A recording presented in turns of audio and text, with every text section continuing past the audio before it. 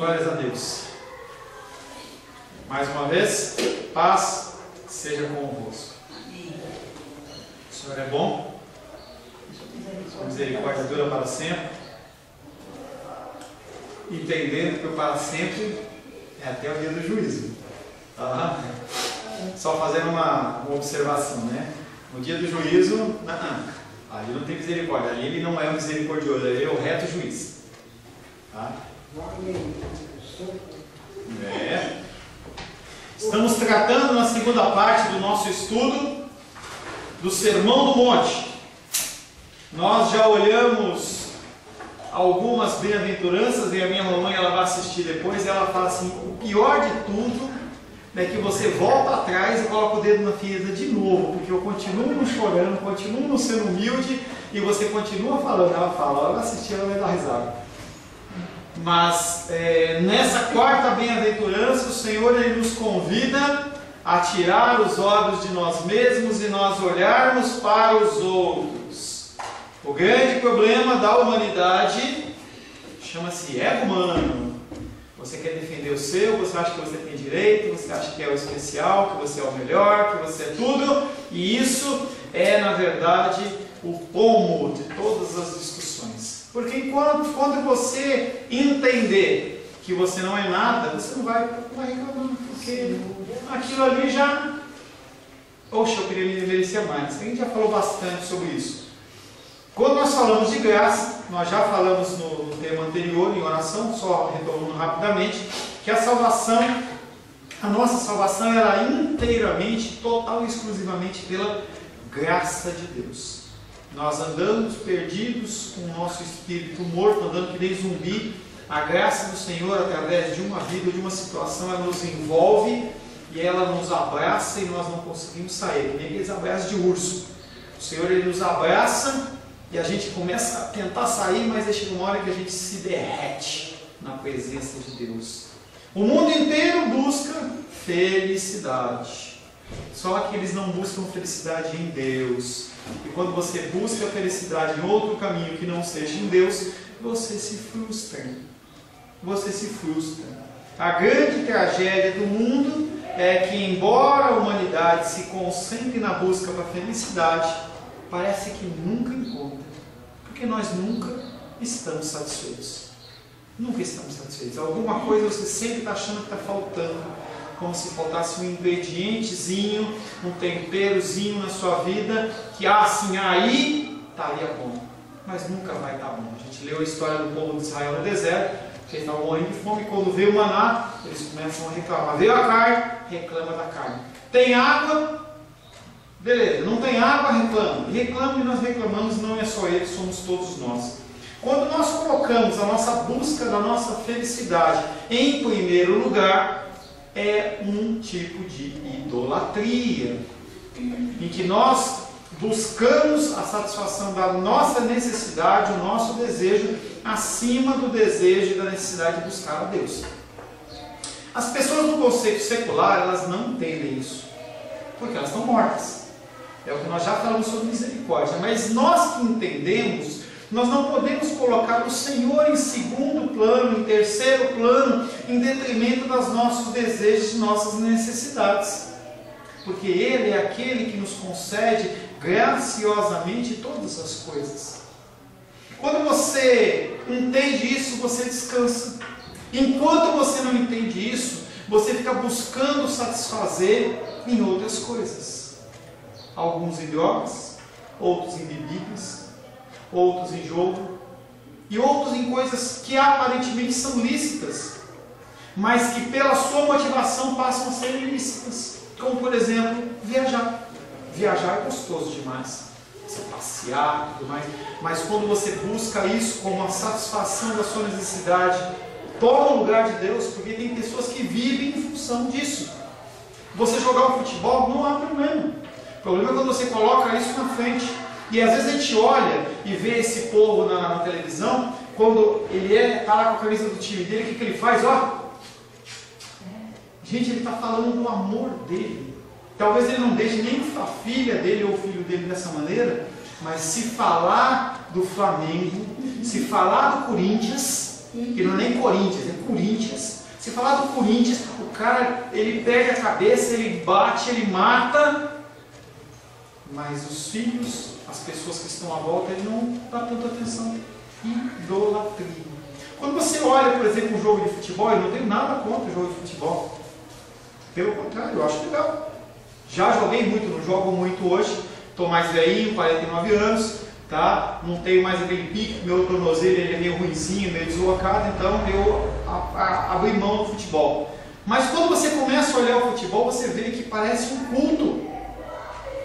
As pessoas fazem a ola em concordância. Oh!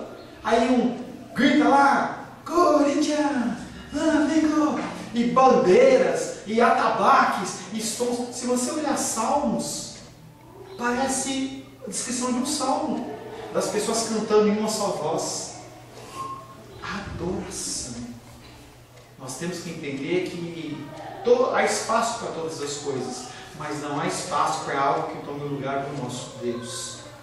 Nós lemos, finalizando a aula da semana passada, Mateus capítulo 6, versos 32 e 33, que fala: porque os gentios é que procuram todas estas coisas, pois o vosso Pai Celeste sabe que necessitai delas.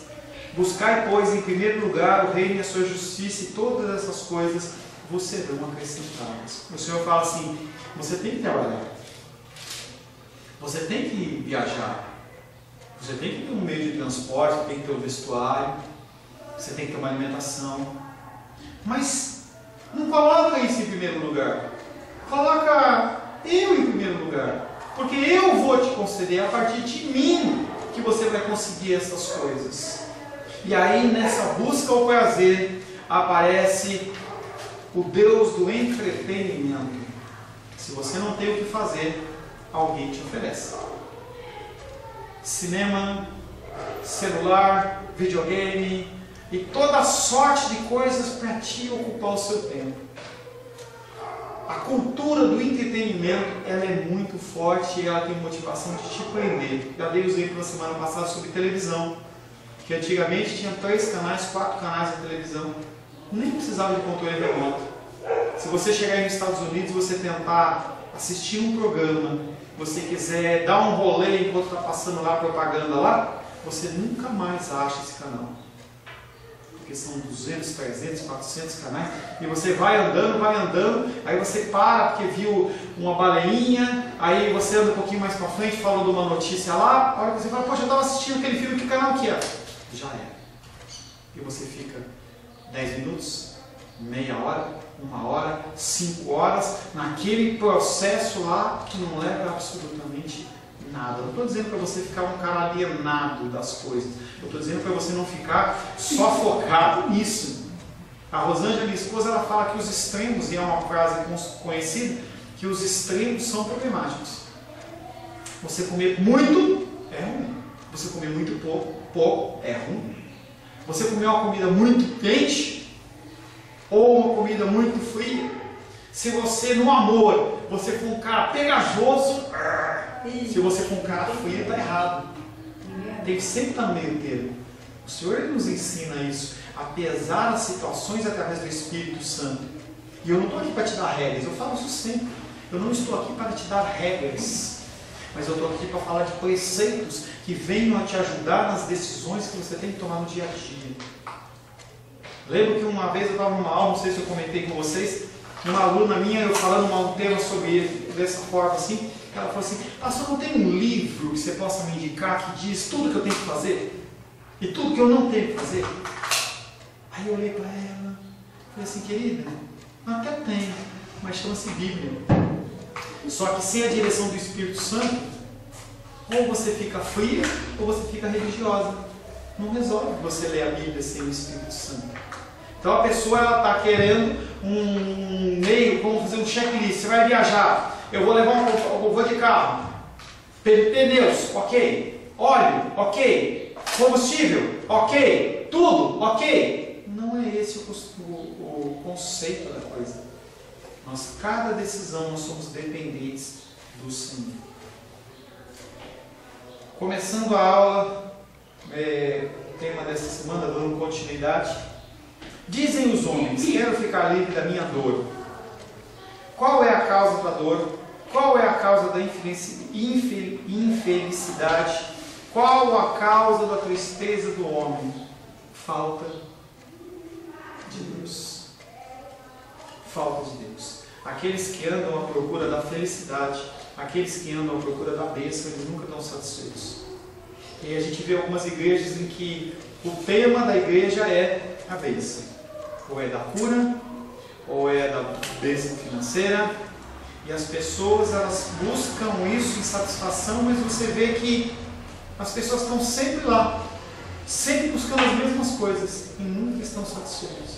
Eles olham para os testemunhos das pessoas, falando que o cara devia 1 milhão e agora ele tem 100 milhões, e eles ficam olhando para esses testemunhos falando assim: poxa, eu queria tanto isso para mim, mas nunca alcança. E se alcançar, poxa, eu só tenho 1 milhão, bem que eu queria 10. Se eu tenho 10, eu queria 100. Nunca a pessoa está satisfeita. Uma pessoa que busca apenas a cura das enfermidades, nós sempre estamos com alguma doença, sempre com alguma coisa, sempre com algum mal-estar. Uma hora está com uma dor de cabeça, uma hora está com uma tosse, uma hora está com uma gripe, você sempre está doente. Se você ficar o tempo inteiro buscando apenas isso, você vai ficar correndo até do rabo que nem cachorro. Entendendo que na casa do Senhor é onde você busca a presença dele, que vai te trazer a cura, que vai te trazer a provisão financeira, mas você não pode colocar isso como premissa da sua busca, porque senão é a mesma coisa que você ir, com todo respeito à cultura afro, mesma coisa que você ir num centro de macumba e você fazer o teu despacho na encruzilhada, colocar farofa, colocar pinga, para você receber algo em troca. Você não vem na igreja para receber algo em troca no sentido material e financeiro. Você vem para agradecer a Deus pelo que Ele já fez. O conceito é um conceito de agradecimento e não de petição. Porque Deus fez. E eu creio que Deus cuidou de você essa semana. Sim ou não? Cuidou ou não cuidou, gente? Faltou alguma coisa? Não, sinceramente. Faltou alguma coisa essa semana para você? Está tudo lindo, me usou. Glória a Deus. Faltou alguma coisa, irmão Cláudio, para você essa semana? Graças a Deus, não. E por que a gente vem para a casa do Senhor para querer receber mais? A gente é insatisfeito. Agradecer a Deus. Mas esse é o propósito. Nós temos que vir à casa do Senhor no sentido de agradecer. É a hora que você levanta as mãos aos céus falando: Santo, Santo, Santo é o Senhor. Aleluia. Você não está falando: será que Ele gosta de mim? Será que depois de eu adorar Ele vai me dar o meu carro novo? Não é essa a essência. A essência da adoração, quando o Senhor fala que os verdadeiros adoradores adorarão o Senhor em espírito e em verdade, Glória não é uma adoração buscando algo em troca, porque isso aí é macumba, é adoração pagã. A gente tem que vir à casa do Senhor com agradecimento. Com agradecimento. E quando você tem esse pensamento, a menos que uma situação seja muito fora do controle, você não falta na casa do Senhor. Porque você sabe que você tem que agradecer pelo que Ele tem feito. Bem-aventurados os que têm fome e sede de justiça, porque eles serão fartos. Entretanto, esse fracasso também se dá no caso de muitas pessoas que são membros da igreja. Isso é triste, não é? Eu não estou falando de pessoas que estão fora da igreja, estou falando de pessoas que estão na igreja.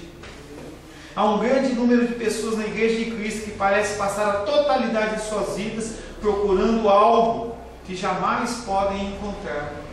A pessoa, se ela não quer a bênção financeira, ela quer emocional. Se não é emocional, é a saúde. Se não, ele fica lá com inveja porque o irmão canta bem, ou porque o irmão ora bem, ou porque o irmão ele tem algum dom espiritual. E a pessoa fica ali naquela... Lembro que certa vez eu recebi um e-mail de uma pessoa que a gente envia para ele, né, os cultos e tudo mais. Ele falou assim: poxa, eu assisti o culto da tua igreja, tudo muito bom, muito lindo, gostei, mas onde está a cura? Onde está o milagre? Se não tiver aquilo, não vale. É que nem a criança que quando senta e fala, a comida está aqui, mas cadê o refrigerante? Se não tiver refrigerante, não toma. Se não tiver o líquido, não toma. A gente não sabe se satisfazer com o que a gente tem. Essas pessoas, elas vão de reunião em reunião, de campanha em campanha, na esperança de que obterão aquela coisa maravilhosa, aquela experiência que vai enchê-las como se mudasse alguma coisa na sua vida. Já devo ter perguntado, mas eu pergunto de novo. Experiência. Quem teve experiência com Deus aqui já? Experiência com Deus. E aí eu pergunto para você, experiência gera fé? Sim. Muda. A palavra de Deus diz que a única coisa que gera fé é a palavra de Deus. Se gerasse fé, a experiência, em momentos de luta e dificuldade, a gente ia lembrar sempre das experiências do que Deus já nos concedeu e a gente não ia ficar amargurado naquele momento. Porque se eu sei que eu posso contar com um A, B ou C, porque Ele já me concedeu muito mais, por que quando acontece uma pequenininha, eu não estou dizendo que é o seu caso em especial, mas como, por exemplo, às vezes falta R$10, R$20 para completar uma conta da CAESB, a pessoa entra em desespero. Não estou dizendo que é o seu caso. Se experiência ela gerasse fé, as pessoas elas iam ficar conformadas nos seus problemas, nas suas dificuldades, porque eles tinham certeza que a coisa iria se solucionar, e não é isso que acontece. Enfermidades. Isso é um caso clássico. A pessoa recebeu libertação de enfermidades no passado, e aí quando ela passa por uma enfermidade, ela acha que ela vai morrer e ela está totalmente desesperançosa. Ela esquece que Deus já curou ela no passado. Esquece! Você fala, eu creio em Deus, tal. Vem uma enfermidade séria na sua vida. Você no momento inicial, que nem Jó, você, glória a Deus, aleluia, não, Deus vai fazer. Passa a semana, passa o mês, e você está com aquela dor, é só você. Tem uma frase que a minha tia fala, que eu sempre brinco com ela, que ela fala assim, eu que sei. Eu que sei. E aí as pessoas param de fazer visita, param de ir, porque começa a ficar uma coisa costumeira e você continua com a tua enfermidade. E aí você esquece que Deus ele já te curou de um câncer lá atrás, e aí você está com uma dor lombar ou alguma coisa que é muito menor que aquilo, e você não acredita. Não estou falando que é você, ou você, é o ser humano. É o ser humano, é por isso que a única coisa que gera fé, e se você for procurar na Bíblia, a fé vem pelo ouvir, e ouvir a palavra de Deus. Porque não é o que eu falo como ser humano que vai mudar a tua vida. Não é o que a minha experiência que vai mudar a sua vida. É a ação do Espírito Santo através da palavra que te traz um convencimento sobrenatural que está acima de qualquer palavra humana. Por isso, se você tiver falar alguma coisa, fale da palavra de Deus. Envie versículos bíblicos. Pastor, essa semana lá em casa, eu falando, a minha cunhada, a família era toda evangélica. E ela, muito crente, tal. Depois que o pai faleceu, ela esfriou, né? E eu fico pensando, será que ela acha que só a pessoa que não crê tinha que morrer? Tinha um monte de crente com 5 anos aí, né? Então é o seguinte, eu vejo pela televisão essa igreja e vejo aquele pessoal lá em São Paulo, aquela templo de Salomão, é gente, umas 10.000 pessoas. E a maioria conta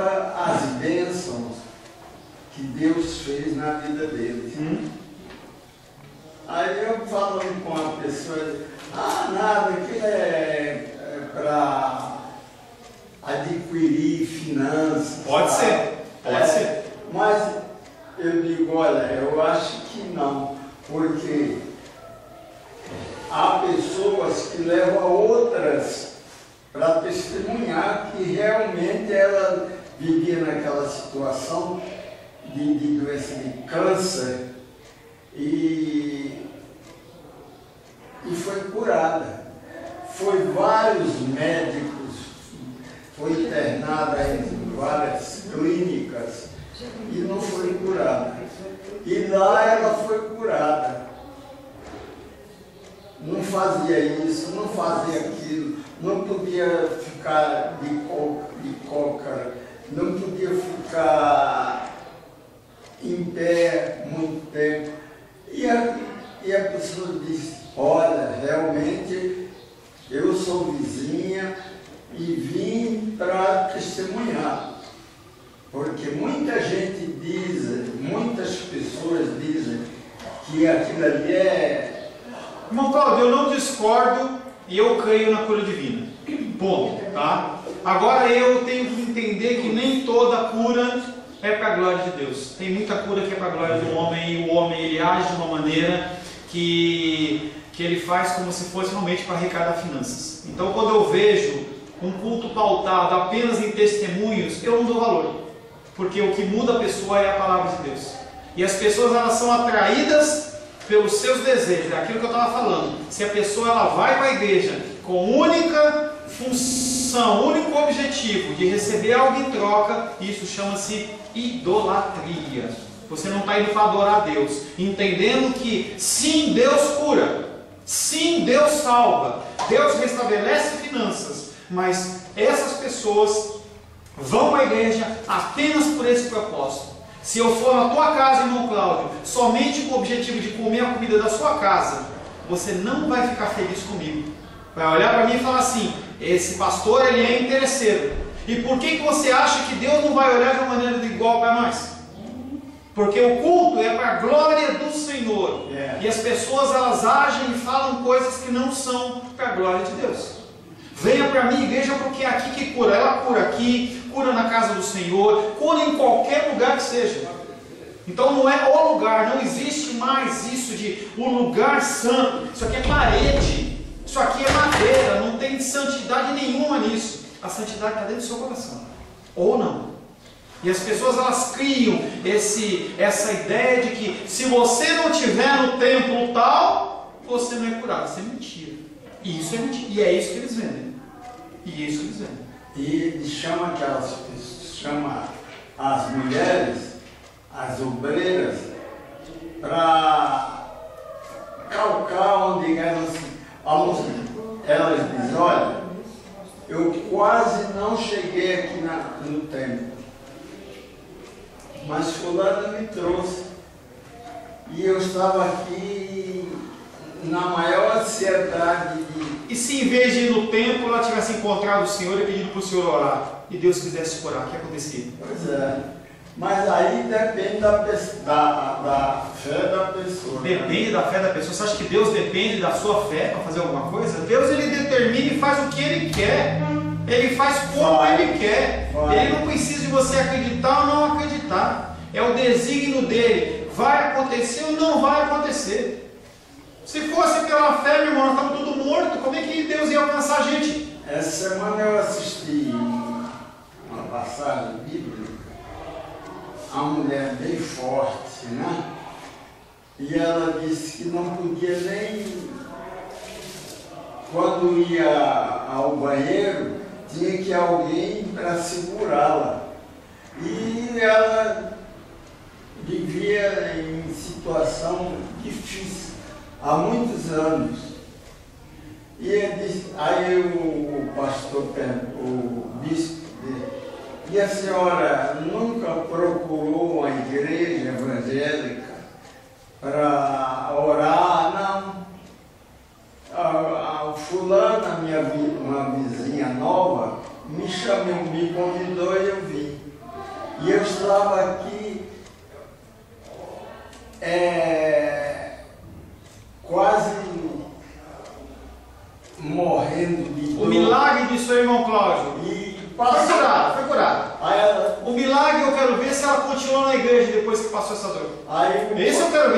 pastor perguntou, e a senhora vai continuar? Ela disse, vou. Vamos ver. Vou porque eu estava, olha, como é que você andava? Aí ela disse, agora anda normal. Aí ela andou normal, mandou dar até uma corridinha dentro. Amém. Eu tenho uma cunhada que ela Vocês continuar, irmão Cláudio, vocês continuam aqui. está nessa situação. E o pai... E vai acontecer o que Deus quiser que aconteça. Depois que o pai morreu, ela...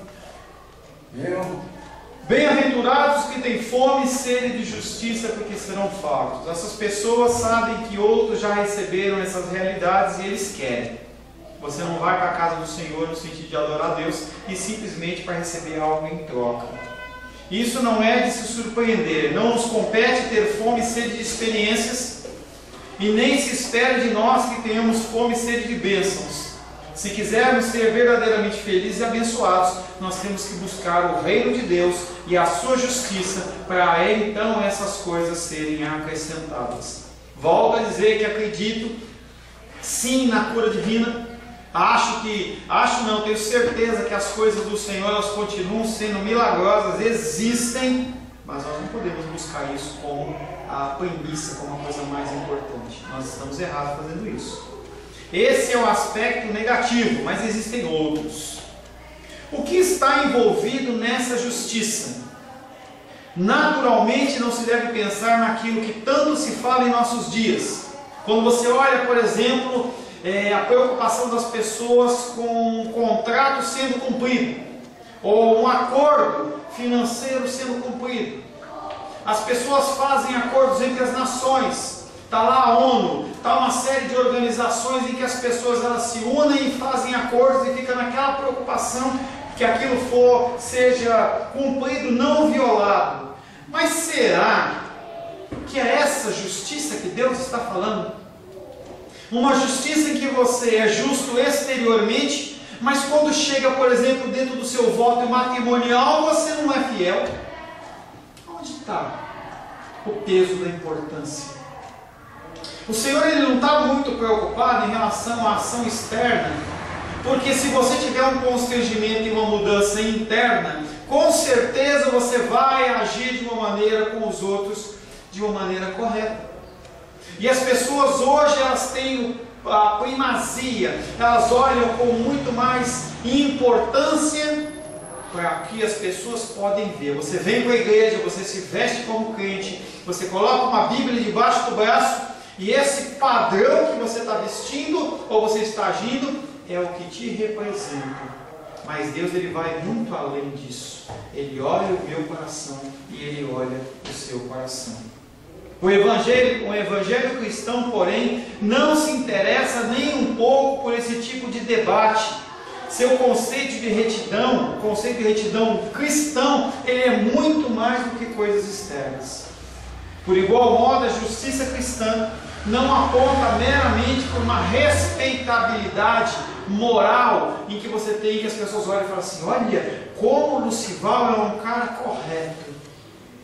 Sim, isso é importante, mas mais importante que isso é uma retidão espiritual, uma retidão interna, em que os pensamentos das pessoas, as ações das pessoas, as palavras, elas são regidas pelo próprio Deus. Ter fome e sede de justiça significa desejar ser livre do pecado. E é muito fácil você identificar o pecado na sua vida. É só você parar e pedir para Deus fazer isso. Ele vai identificar para você que você é uma pessoa que não tem paciência, que você não tem amor, que você não é longânimo. E a partir dessa identificação, você tem que começar a buscar Deus essa libertação. Bem-aventurados que têm fome de sede de justiça, não do externo, mas da sua ação, como você tem agido, como você tem pensado. É isso que tem que ser mudado. Você não tem que olhar para fora, você tem que olhar para dentro. Você tem que tirar essas sujeiras e essas pecaminosidades do teu coração. Ter fome e sede de justiça significa desejar ser livre do pecado, porque o pecado nos separa de Deus. O teu pecado te afasta de Deus. Você magoa pessoas, você rompe acordos e contratos, mas o problema maior é que ele te afasta de Deus. Todas as dificuldades que nos assediam neste mundo devem-se ao fato que nós não estamos de bem com Deus. Nós não somos obedientes. Tudo que ocorre na sua vida de errado advém do pecado, da desobediência de Deus. Finanças, saúde, toda a sorte de coisas. Eu tenho acompanhado com a Rosângela com muito espanto uma série americana que fala sobre alimentação. Tenho falado com vocês algumas coisas.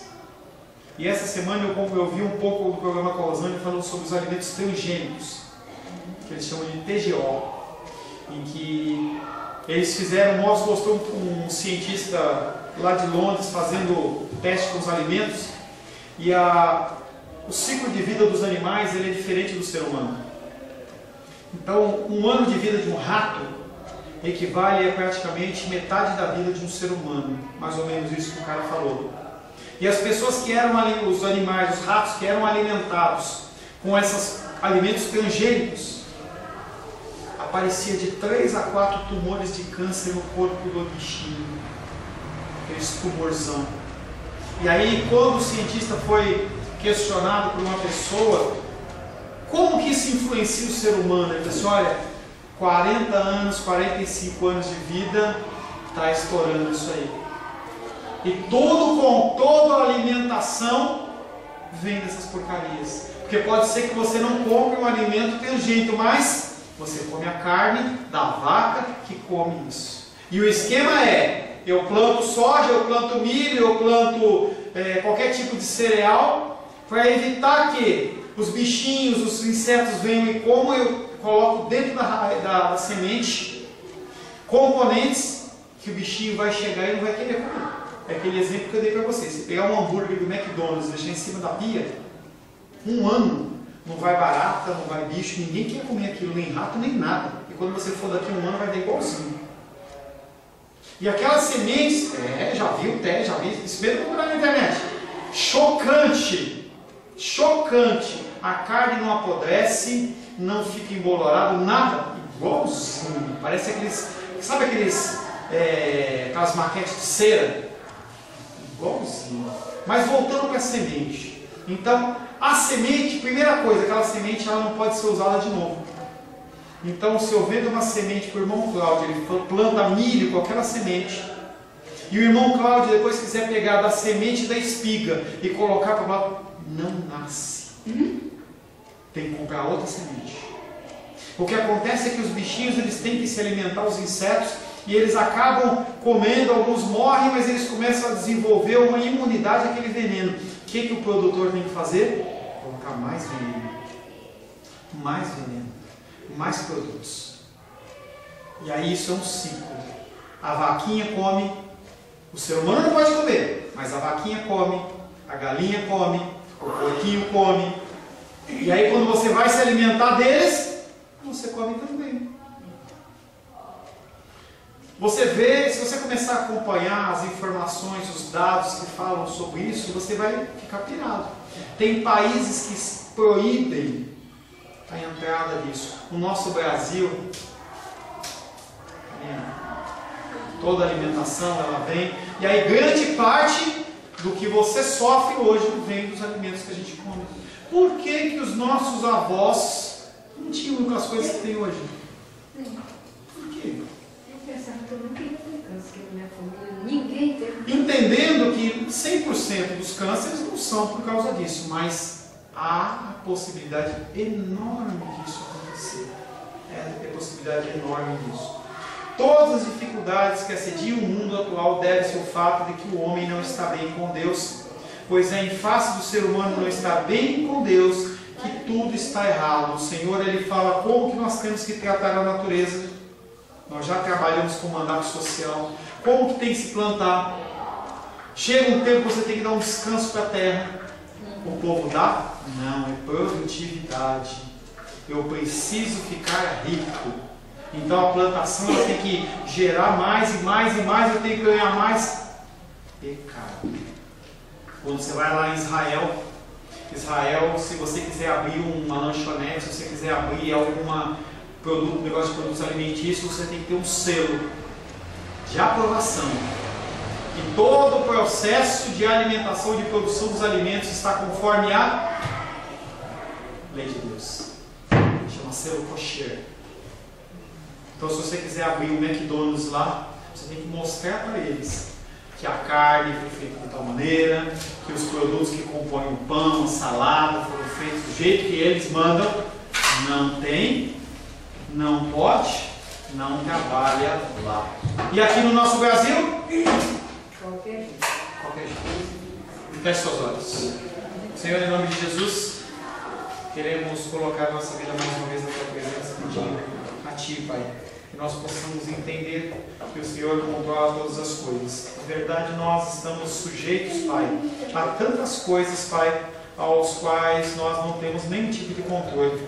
Nós carecemos total e completamente da Tua mão para nos salvar e nos guiar. Continua, Pai, aqui nos guardando. Nós te pedimos, Pai, em nome de Jesus. Amém.